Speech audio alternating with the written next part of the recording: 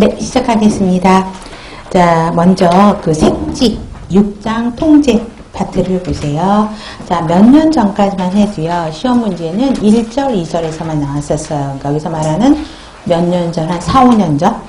그래서 통제 2의 의료의 질관리. 그래서 대부분의 문제는 좀 정해져 있었어요. 많이 나왔던 게 뭐 QA와 TQM의 차이점, 그래서 TQM에 대한 특성 뭐 이런 중심으로 문제가 나왔다 그러면 최근에 이제 4, 5년 동안에 많이 나왔던 게 의료기관 인증 문제가 계속 나왔었어요. 그래서 한 3년 동안은 계속 문제가 나오고, 그 다음에 의료기관 인증에서 특히 JCI 인증에서 제일 우선으로 생각하는 게 환자 안전이었거든요. 그래서 환자 안전과 관련되는 문제들이 또 제법 계속 나오고 있는 상황입니다. 또 새롭게 추가가 되고 있는 문제들이 이제 또 최근에 더 나오고 있습니다. 그래서 예전의 통제 파트는 한 2문제 정도는 평균적으로 지금 나오고 있고요. 한 몇 년 전에는 20문항 중에서 4문제가 통제 파트가 상대적으로 굉장히 높아졌었어요. 그런데 지금은 이제 한 2문제 정도로 이제 비율을 맞추고 있는 것 같습니다. 자, 497페이지 통제봅니다. 통제 정의는 항상 나오는 문제입니다. 그래서 개념에서 특히 1번 보세요.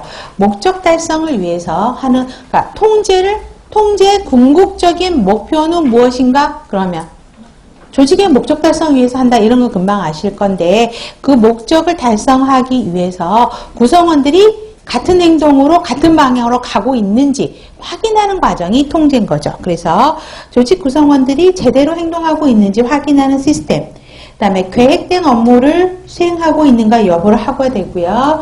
계획 때 만들어 놓은 거와 그 다음에 시행했던 간에 차이점이 있으면 그거를 시정하는 관리 활동이 통제입니다. 그래서 우리 동그라미 1번은 머스트로 정리하시고요.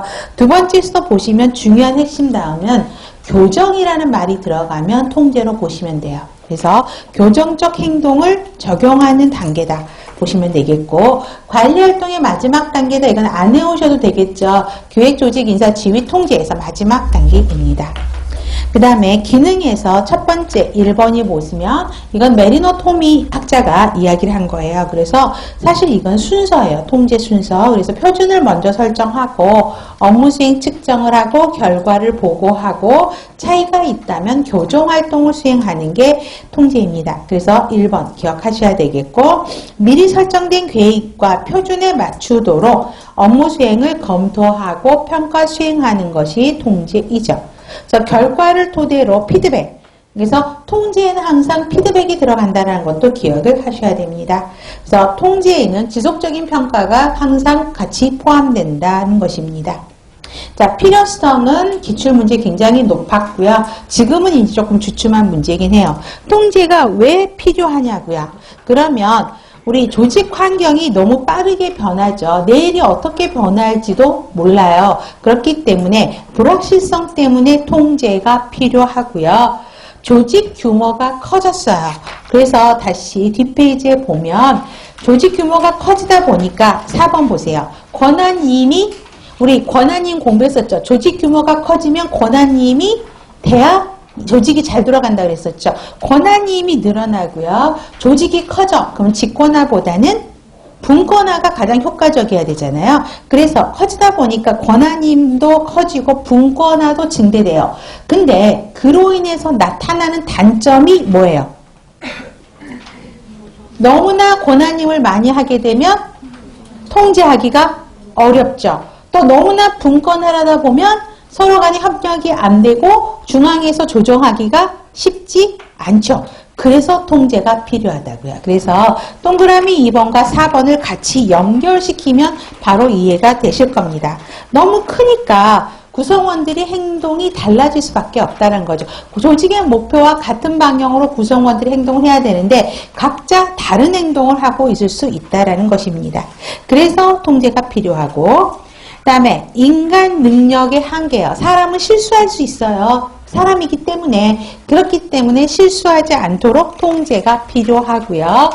비용 효과적인 면에서 관리 필요성이 증대가 되죠. 그래서 조직에서는 비용을 최소화시키는 게 조직에선 좋은 거잖아요. 그렇기 때문에 통제가 필요하고, 효과적인 조직 형태를 유지하기 위해서도 필요하고, 요즘에 외부 평가 기관들이 굉장히 많아졌죠. 평가가 너무 많아져요. 그렇기 때문에 이게 강화가 되다 보니까 통제가 필요하는 거죠. 궁극적으로는 간호조직의 목표를 달성하기 위해서, 설정? 목표 달성이겠죠. 목표를 달성하기 위해서 통제가 필요하다라는 것입니다. 목표 설정, 아니, 목표 달성을 바꿔주시면 되죠. 자, 유형에서는, 이거는 흐름으로 보셔도 돼요. 굳이 외우실 필요는 없어요. 예방적인 통제는 어떤 사고가 일어나지 않도록 미리 막는 위해서 통제가 필요하고요. 수정적인 통제는 잘못했어요. 그러면 그 행동을 수정하는 것이 수정적 통제입니다. 자, 그건 그냥 보셔도 돼요. 자, 통제 원칙이 92년 아니지. 1900, 왜 갑자기 이상한 소리 하죠? 제가 여기 1902 서울이라고 써놓은 거야. 그러니까 1902년 이렇게 할 뻔했어요. 19년 2월이죠? 그죠? 19년 2월. 올 2월이죠. 쉽게 말하면 서울시 문제입니다. 자, 통제 원칙을 보세요. 자, 역기능 행동을 하지 않도록 통제 원칙을 만들어 놔야 된다라는 건데, 그러면 역기능 행동이 뭔지는 알고 계셔야 되겠죠. 자, 역기능 행동이 뭐 문제에 나올 것 같지는 않은데, 자, 위에 넓은 공간 쓰세요. 자, 역기능, 그러니까 통제를 너무 지나치게 하는 게 역기능인 거거든요. 그래서 통제를 너무 지나치게 했을 때 나타나는 효과, 증상들이 뭐냐라는